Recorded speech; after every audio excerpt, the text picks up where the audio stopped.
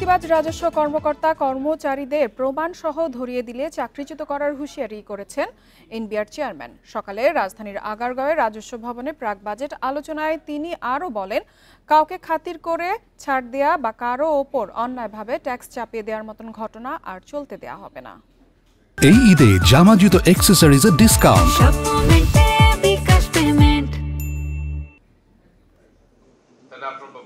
আগামী বাজেটে কর সুবিধা নিতে জাতীয় রাজস্ব বোর্ডে নানা প্রস্তাব নিয়ে হাজির হয় বিভিন্ন খাতের ব্যবসায়ী সংগঠন।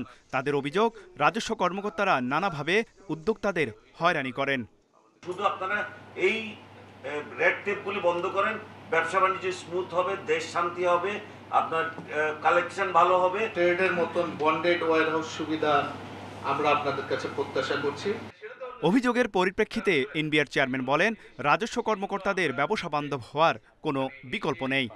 এই জায়গাগুলোর মধ্যে সুশাসনের অভাব ছিল, আমরা এগুলোকে সার্ভিলেন্সের আওতায় আনতেছি। গভর্নেন্স প্রবলেম যে আছে প্রথমে স্বীকার করে নিলাম, এগুলো এখন ঠিক হবে। চেয়ারম্যান বলেন, কারো একার পক্ষে দুর্নীতি বন্ধ করা সম্ভব নয়। দুর্নীতিবাজ রাজস্ব কর্মকর্তাদের ধরতে ব্যবসায়ীদের ভূমিকা রাখার অনুরোধ জানান তিনি। আমার দেশের 18 কোটি লোকের 34 কোটি চোখ দিতে হবে দ্রুত কিছু, তাইলে এখানে দুর্নীতি কমানো যাবে। আমরা প্রত্যেকে নিজেরা আন্ডার টেবিল হ্যান্ডেল করে নিজেদের কাজটা করে নিয়ে আসবো, মনে করি আমি একেবারে দেশ জাহান্নামে যায়, তাইলে কিন্তু দুর্নীতি কমবে না। রাজস্ব আহরণের চাপ থাকলেও নতুন বাজেটে অগ্রিম আয়কর, ভ্যাট, ট্যাক্স ও শুল্ক কাঠামোতে ব্যবসা বান্ধব পরিবর্তন আনার আশ্বাস দেন এনবিআর চেয়ারম্যান। তৌহিদ রানা, ইন্ডিপেন্ডেন্ট নিউজ, ঢাকা। ফল আমদানিতে অগ্রিম কর ৫% কমিয়েছে জাতীয় রাজস্ব বোর্ড। এনবিআর বৃহস্পতিবার এ সংক্রান্ত আদেশ জারি করেছে। অবিলম্বে তা কার্যকর করার নির্দেশ দেওয়া হয়েছে। আপেল, আঙুর, নাশপাতি, কমলা, মাল্টা সহ লেবু জাতীয় তাজা বা শুকনো ফলে আগে 10% অগ্রিম আমদানি কর ছিল, এখন তা কমিয়ে 5% নির্ধারণ করা হয়েছে। সব মিলিয়ে এতদিন ফল আমদানিতে শুল্ক কর ভার ছিল 136%। অগ্রিম কর কমানোয় এখন কর কিছুটা কমবে। এর আগে 9 জানুয়ারি আমদানি করা ফলের উপর সম্পূরক শুল্ক 20 থেকে 30% করা হয়। ফলে বাজারে আমদানি করা বিদেশি ফলের দাম বেড়ে যায়। বর্তমানে 38 ধরনের ফল আমদানি করা হয়। এনবিআর এর হিসাবে 2023-24 অর্থ বছরে 4.5 কোটি টাকার ফল আমদানি হয়েছে। রাজস্ব আদায়ের স্বচ্ছতা ও জবাবদিহি বাড়াতে নতুন জাতীয় রাজস্ব নীতি বোর্ড গঠনের উদ্যোগ নিয়েছে সরকারের লক্ষ্যে জাতীয় রাজস্ব বোর্ড এনবিআরকে আলাদা করে 2টি বিভাগ করার সিদ্ধান্ত চূড়ান্ত হয়েছে। এজন্য অধ্যাদেশের খসড়া তৈরি করেছে সংস্থাটি। এর মাধ্যমে 53 বছরের সংস্থা বিলুপ্ত হবে। চলতি বছরের জানুয়ারিতে উপদেষ্টা পরিষদের বৈঠকে রাজস্ব নীতি ও রাজস্ব ব্যবস্থাপনা নামে 2টি স্বতন্ত্র বিভাগ করার প্রস্তাব অনুমোদিত হয়। এই 2টি বিভাগের সচিব হবেন আয়কর ও কাস্টমস ক্যাডারের কর্মকর্তারা। চেয়ারম্যান নিয়োগ হবে সার্চ কমিটির মাধ্যমে। সংশ্লিষ্ট সূত্রে জানা গেছে, খসড়া অধ্যাদেশ অনুযায়ী চেয়ারম্যান এই বোর্ডের প্রশাসন, আর্থিক উন্নয়ন ও সমন্বয়ের দায়িত্ব পালন করবে। বুধবার এক অনুষ্ঠানে এনবিআর চেয়ারম্যান আব্দুর রহমান খান বলেন, ঈদের আগেই এনবিআর সংস্কার বিষয়ক অধ্যাদেশ জারি হবে। কার্যক্রম শুরু হবে নতুন অর্থ বছরের প্রথম থেকেই। আগামীতে ডলারের দাম বাজার ভিত্তিক করার চাপ বাড়বে। এপ্রিলে দেশে আসছে আন্তর্জাতিক মুদ্রা তহবিল IMF এর মিশন। মুদ্রা বিনিময় হারকে নমনীয় করতে ডলারের দাম বাজার ভিত্তিক করার চাপ বাড়বে বলে জানিয়েছে অর্থ মন্ত্রণালয়ের কর্মকর্তারা। IMF এর ঋণ কর্মসূচির 4র্থ ও 5ম কিস্তির অর্থ ছাড়ের আগে এপ্রিলে দেশে আসছে প্রতিনিধি দল। সংস্থাটির এক প্রতিবেদনে জানানো হয়, আগামী জুনে বাংলাদেশের জন্য 4র্থ ও 5ম কিস্তির অর্থ একসঙ্গে ছাড় দেওয়া হবে। এ সময় বাংলাদেশের জন্য $1.3 বিলিয়ন ছাড় করা হবে। এবারের মিশনেও বিনিময় হার আরও নমনীয় করা সহ রাজস্ব আয় বাড়ানোর বিষয়টি গুরুত্ব পাবে। অর্থ মন্ত্রণালয়ের কর্মকর্তারা জানিয়েছে, ডলার দাম আরও বেশি বাজার ভিত্তিক করতে চাপ বাড়াবে IMF। এদিকে মূল্যস্ফীতি বেড়ে যাওয়ার শঙ্কায় এখনই ডলারের দাম পুরোপুরি বাজার ভিত্তিক করতে চাইছে না বাংলাদেশ ব্যাংক।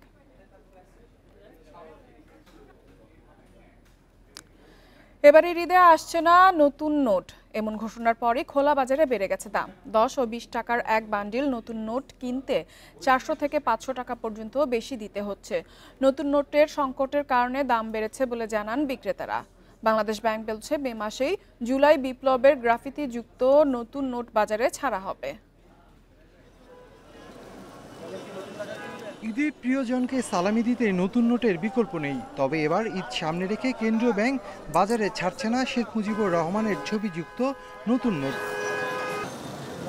ফলে বিকল্প উপায়ে রাজধানীর মতিঝিলে বাংলাদেশ ব্যাংকের সামনে গুলিস্তান সহ বিভিন্ন স্থান থেকে নতুন নোট কিনতে ভিড় করছেন ক্রেতারা।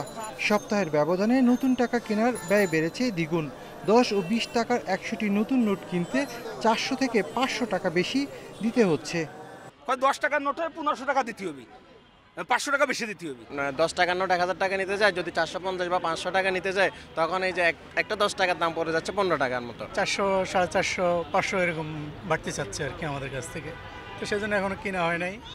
50 ও 100 টাকার নতুন নোটের চাহিদা কম হলেও গত বছরের চেয়ে দাম বেশি। খোলা বাজারে ব্যবসায়ীরা জানান, কেন্দ্রীয় ব্যাংকের নিষেধাজ্ঞার কারণে নতুন নোটের সংকট দেখা দিয়েছে। আমরা কিনতেও বেশি দিয়ে কিনতেছি, বেচতেও বেশি দিয়ে বেচতেছি। যার নিব না নিব থাকবো। 10 জনে জিজ্ঞাসা করলে একজনে কিনতেছে, আর এত দাম দিয়ে তো কেউ কিনা সম্ভব না ভাই। একটা শখ করে মানুষ, শখের অবশ্যই শখ আছে। আমি নিজেও বলতেছি, একটা 10 টাকার প্যাকেট 1000 টাকা যদি আমি 1500 টাকা দাবি করি, আমারই তাত্তরে ধরে মারা উচিত, বা আমি দোকানদারে মারতাম। বাংলাদেশ ব্যাংক বলছে, এখন নতুন নোট ছাড়লে তা বাজার থেকে তুলে নিতে দীর্ঘ সময় লাগবে। এছাড়া জুলাই বিপ্লবের গ্রাফিতি যুক্ত নতুন নোটের প্রতি সাধারণ মানুষের আগ্রহ থাকায় কেন্দ্রীয় ব্যাংক এমন সিদ্ধান্ত নিয়েছে বলেও জানান মুখপাত্র। জুলাই বিপ্লবকে ধারণ করে এরকম নকশাকৃত নোটগুলি তারা দেখতে চাচ্ছে। তাদের এই চা পাওয়ার সাথে আকাঙ্ক্ষার পূরণ করাটাকে সামনে রেখে আমরা ভেবেছি কিছুটা সাময়িক কিছু সমস্যা হবে, অনস্বীকার্য, কিন্তু এই পরে মাস দুয়েকের মধ্যে আশা করি নতুন নোটগুলি চলে আসলে। জুলাই বিপ্লবের গ্রাফিতিযুক্ত নতুন নকশার নোট বাজারে আসবে আগামী মে মাসে। Shafil Alam Sujan, Independent News, Dhaka. এবারে জানাবো বিশ্বের প্রধান মুদ্রার সাথে টাকার আজকের বিনিময় হার। দর অপরিবর্তিত যুক্তরাষ্ট্র ডলারে বিনিময় হচ্ছে 122 টাকায়। বেড়েছে যুক্তরাজ্যের পাউন্ডের দর, বিনিময় হচ্ছে 162 টাকা 91 পয়সায়। ইউরোর দর কমেছে, বিনিময় হচ্ছে 134 টাকা 86 পয়সায়। দর অপরিবর্তিত ভারতীয় রুপির বিনিময় হচ্ছে 1 টাকা 42 পয়সায়। সৌদি রিয়েলের দর বেড়েছে, বিনিময় হচ্ছে 32 টাকা 70 পয়সায়। অপরিবর্তিত রয়েছে আরব আমিরাতের দিরহামের দর, বিনিময় হচ্ছে 33 টাকা 38 পয়সায়। কমেছে কুয়েতি দিনারের দর, বিনিময় হচ্ছে 398 টাকা 33 পয়সায়। এছাড়া মালয়েশিয়ান রিঙ্গিতের দর বেড়েছে, বিনিময় হচ্ছে 27 টাকা 71 পয়সায়।